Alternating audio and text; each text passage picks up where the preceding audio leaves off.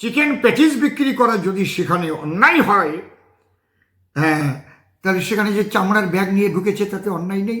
একটা জ্যান্ত জীবের মাংস, সেই জীবটাকে মেরে মাংস রান্না করে খাদ্যবস্তু করে নিয়ে এসেছে একটা নিরামিষের আসরে, গীতা পাঠের আসরে, যেখানে মহামানবেরা উপস্থিত হয়েছে, ভারতবর্ষের সনাতনীরা।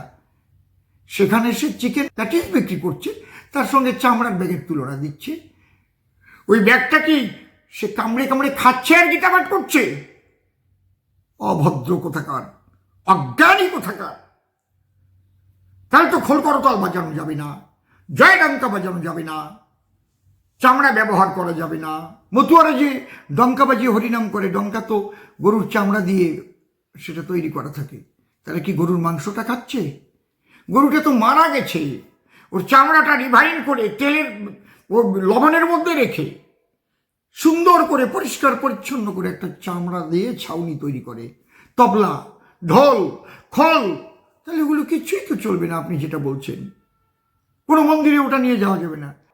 তাহলে তো কোথাও যাওয়াই যাবে না। ধর্ম করতেও মুসলমানরা মসজিদে যেতে পারবে না, খ্রিস্টানরা তারা গির্জায় যেতে পারবে না, হিন্দুরা মন্দিরে যেতে পারবে না, কারণ তাদের পেটের মধ্যে তো পায়খানা ভরা আছে।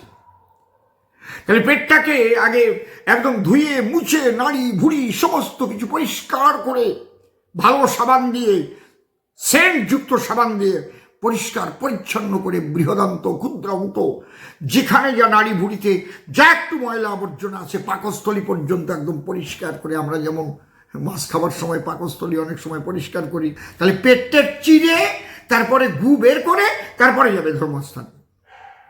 তাই তো? ছোট বাচ্চা ছেলের মতো বলছেন, এই খোকা বানান কত বাস?